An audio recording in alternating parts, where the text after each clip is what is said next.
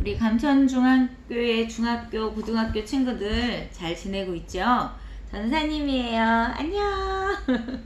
자, 오늘은 바울의 1, 2, 3차 선교여행에 대해서 계속 말씀을 나누려고 그래요. 우리 지난주까지 2차 했고요. 오늘은 3차 선교여행이에요. 그래서 에베소 교회를 개척하는 중에 있는 말씀에 대해서 하려고 해요. 자, 우리 친구들 이 지도 기억나시죠? 한번 밑에부터 한번 해볼까? 여기 수리아, 길리기아, 갑도기아, 갈라디아. 갈라디아는 1차 선교여행 때 사도 바울이 세웠던 선교여행지예요. 그리고 나서 어디? 비두니아, 본도, 아시아, 마케도냐, 아가야. 마케도냐, 아가야는 지난주에 했던 2차 선교여행지라고 말씀드렸어요. 자, 여기에 있던 중요 도시 예루살렘, 안디옥, 에베소, 두로아, 빌립보, 데살로니가, 고린도, 그 다음에 아덴, 에베소 이런 지역은 우리가 잘 알아두면 선교지를 볼 때 우리가 훨씬 쉽게 볼 수 있겠죠. 자, 우리 2차 했던 거 기억나나요?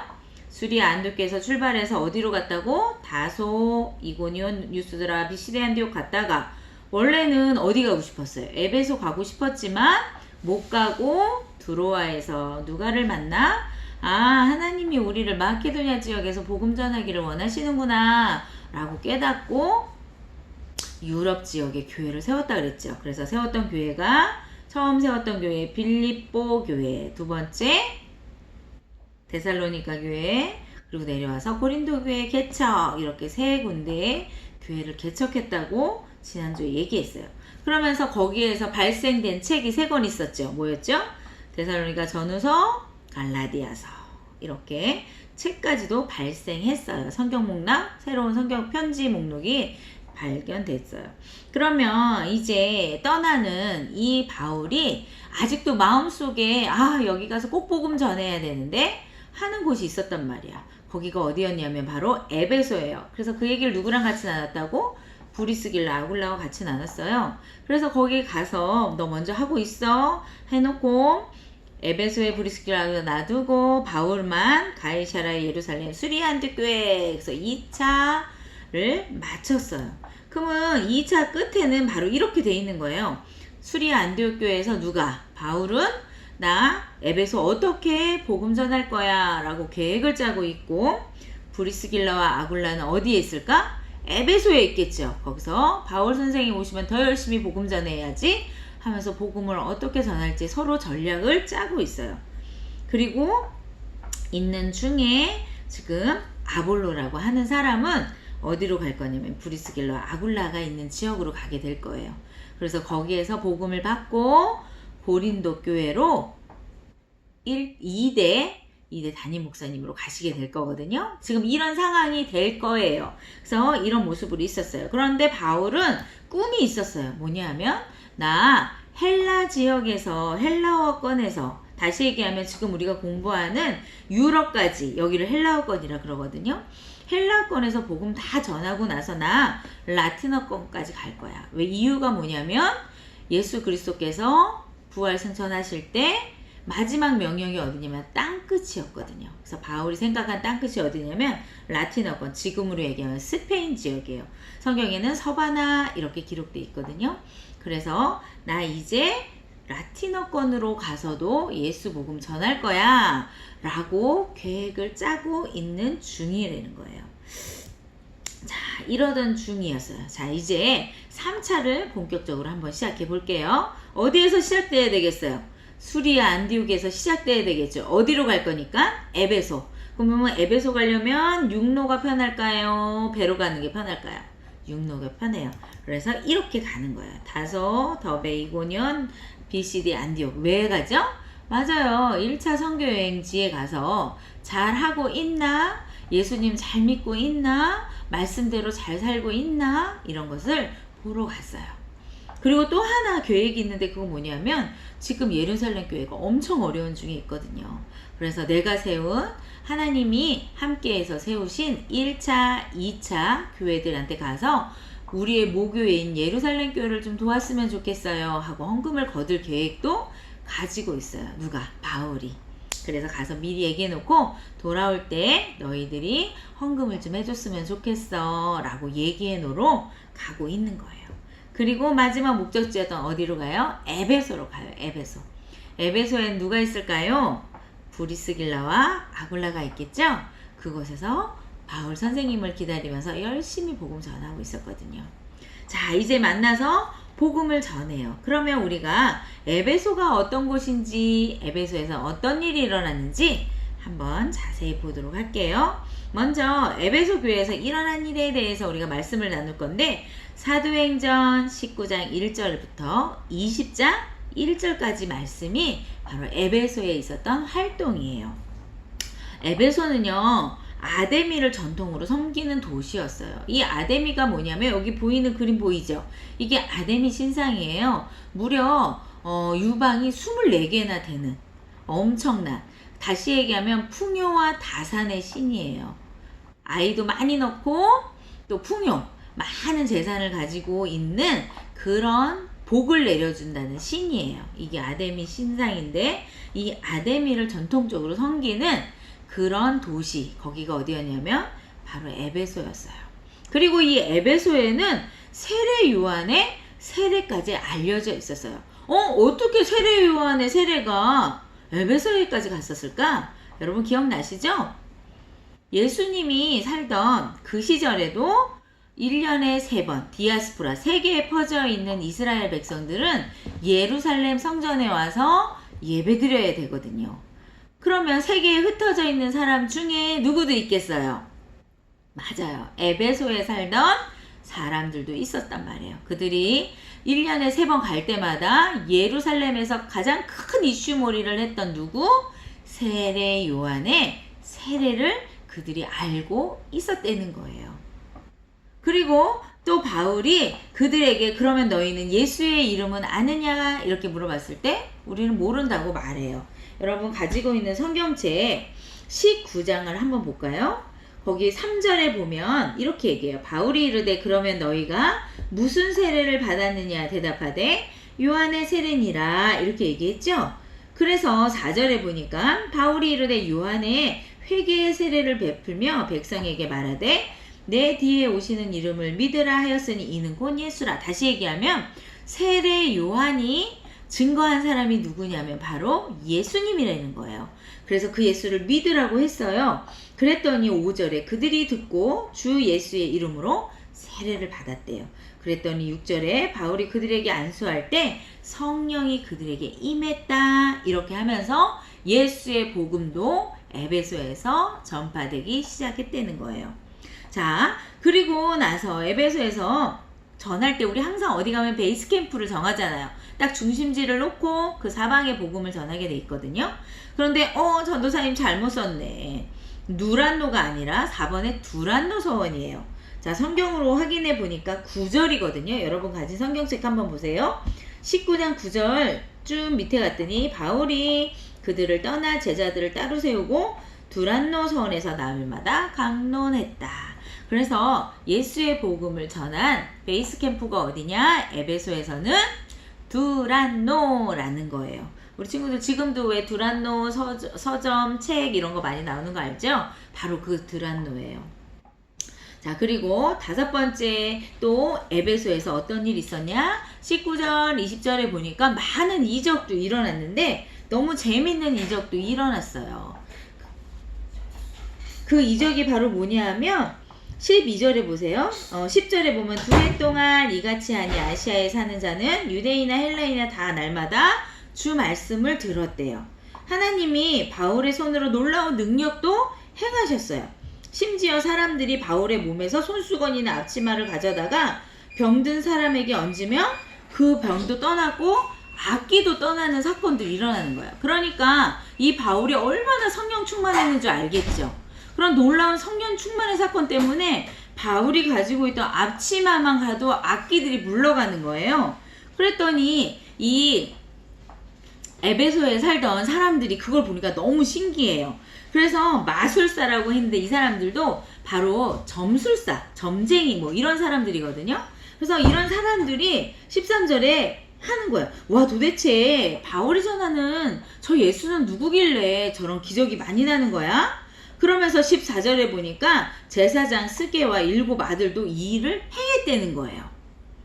그러니까 자기가 예수를 믿진 않아. 그런데 뭐를 한 거야? 예수 믿지 않고 얘기만 듣고 그래? 그럼 나도 한번 예수의 이름으로 해볼까? 이런 생각을 가지고 했다는 거예요. 그랬더니 그 예수의 이름으로 내쫓을 때 15절에 갔더니 악기가 대답하여 이르되 내가 예수도 알고 바울도 알는데 너희는 누구냐? 이러면서 악기 들린 사람들이 그들 위에 뛰어올라서 그들이 너무 무서워서 집으로 도망했다 하는 얘기가 나올 정도로 바울이 예수의 복음을 힘있게 증거했다는 거야. 어디에서? 에베소에서. 자, 이렇게 이런 일들도 있으면서 복음을 세웠어요. 그러면서 이 바울은 또 하나의 일을 했는데 그게 뭐냐면 에베소 전도 후에 나는 어디까지 복음을 전하겠다라는 계획을 세웠냐? 바로 예루살렘에 갔다가 로마로 가겠다고 하는 계획까지 세웠어요. 그게 어디 나와 있죠? 21절 보세요. 21절에 보니까 이 일이 있은 후에 바울이 마게도냐와 아가야를 거쳐 예루살렘 가기로 작정하여 이르되 내가 거기 갔다가 후에는 어디로 가겠다? 로마도 가봐야겠다 라고 이미 계획을 세워냈다는 거예요.